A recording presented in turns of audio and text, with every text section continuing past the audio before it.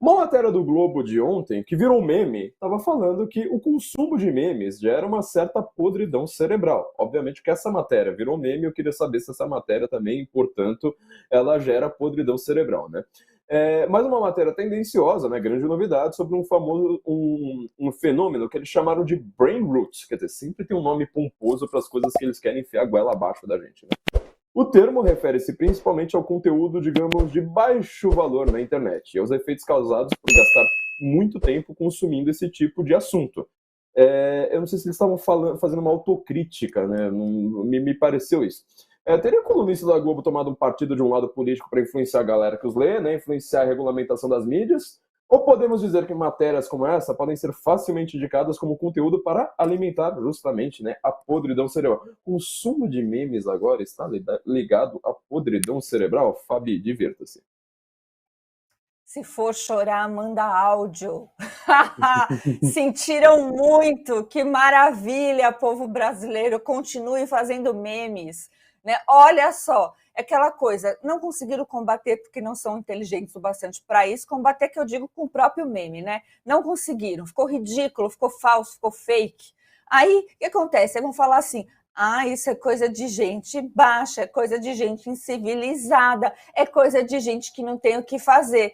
Olha, não sei vocês, mas eu tomei gosto pela leitura no meu mundinho lendo gibi, quando a Turma da Mônica era muito boa. Hoje em dia eu não sei, mas quando eu era criança era demais, adorava Chico Bento.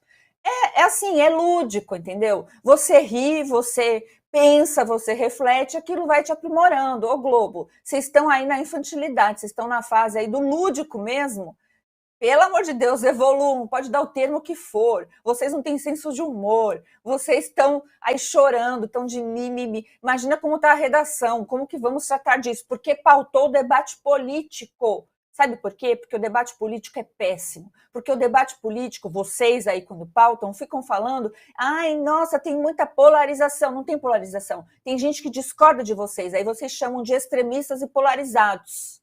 Né? Eu adoro uma sociedade polarizada. Chata é a sociedade que era como quando tinha Aécio e Lula, Aécio e Dilma, aquele fingimento, né, de ai, nossa, puro teatrinho. Ali não era polarizado. Polarizado é isso mesmo. A gente fala, ó, que nem o Bolsonaro acabou zoando, né, a história do Maduro, falou, Maduro é meu amigo. Porque, gente, não dá para tratar de forma madura um treco desse. O que a Raquel Landim fez, que ela puxou o bonde ali do briefing, falando, olha, o Maduro, né, fez fala bolsonarista, pelo amor de Deus, minha amiga, é muito ruim a mídia nacional. Eu tenho vergonha de vocês. Podem fazer a tese que quiserem, podem pegar o telefoninho e falar com o ministro diretamente. Vocês podem fazer tudo isso, mas tem uma coisa que está do nosso lado. Sabe como que se chama? Verdade. Como ela vai ser contada? Se é através de meme, se é através de brincadeira, se é através de coisa séria, se é através de processo, se é através do grito, não interessa. A verdade, ela sempre vence. André, você tinha comentado na semana passada uma coisa que me chamou bastante atenção. Eu queria mais uns comentários seus a respeito disso. É que a Fabi está falando que nós temos a verdade do nosso lado e talvez seja mais isso que irrite esses caras. Para mim, o principal é o seguinte: às vezes, um meme e o que esses caras falam é a mesma coisa. Você não consegue diferenciar. Por exemplo, essa própria matéria, ela vira um meme. Na hora que a Raquel Landim fala que Maduro é bolsonarista, não é que fizeram um conteúdo, não, pegaram o próprio, só tiraram um print ali, pegaram a própria matéria, e isso aí virou um meme. Quer dizer, a podridão que eles tanto dizem, às vezes é simplesmente uma descrição do que eles fazem. E todo tirano tem medo justamente de humor, ele não tem medo de notícia. Porque notícia ele controla. Humor ele nunca controla, né? Isso é algo pra gente pensar muito a fundo mesmo, né, André? É atemporal, Flávio. Se você pegar a história do humor nas sociedades, nas civilizações humanas, você vai ver um longo caminho da ação do humor e da sátira como um método político. Se você pegar as tragédias gregas, por exemplo, a própria Odisseia, há sempre um ponto de humor em que o que parece ser onipresente e onipotente se torna tão trivial e ridicularizado. Por exemplo, o ciclope que é enganado porque tem um olho furado. Os deuses que são enganados com algum artifício menor.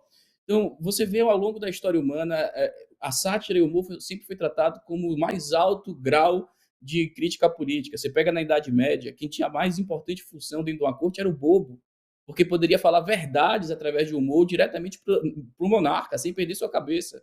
Então, o humor, você pega ali, século XIX, Revolução Industrial, a função dos cartoons dentro dos jornais, as críticas políticas ácidas que os cartoons faziam. Então, o humor sempre esteve presente como um fator extraordinário de ação política e de crítica filosófica. A aversão que esses grandes jornais hoje estão tendo com o humor na verdade, uma tentativa frustrada e desesperada de censurar, porque o humor traz ao ridículo justamente o que eles defendem. Então, a principal função da sátira é justamente mostrar o quão ridículo é o tirano, o quão ridículo é aquela realidade que eles estão defendendo. Então, quando o sujeito do Globo diz que memes são a podridão cerebral, eu até me pergunto se alguém que lê o Globo tem cérebro para estar podre. O que ele está tentando ali fazer é inviabilizar a sátira que mostra coisas ridículas como essa matéria esdrúxula, né, do Maduro ser bolsonarista e outras matérias mais que nós nos acostumamos a ter que tolerar na grande mídia.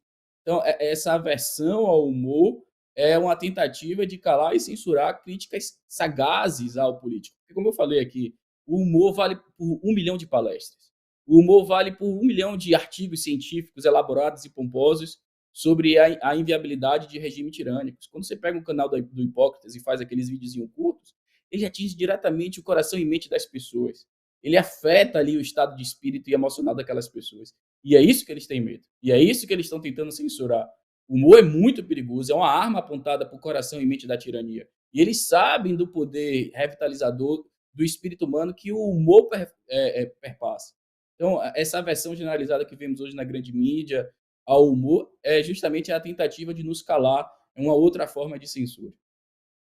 Isso aí vem logo, né, naquele timing perfeito, logo depois do Fernando Haddad estar sofrendo tanto, né, com os memes que mostram o brasileiro não gostando de pagar imposto. Você falou uma coisa bem curiosa, André, porque lá na Grécia Antiga, os festivais que tinham 3 tragédias e terminavam com uma comédia eram sagrados. Era um festival religioso no qual você tirava sarro das pessoas presentes na plateia, inclusive mostrando o nome, né? Você vê os atores lá falando, ó, oh, Sócrates está aqui, vou tirar sarro dele, né? Nas nuvens do Aristófanes.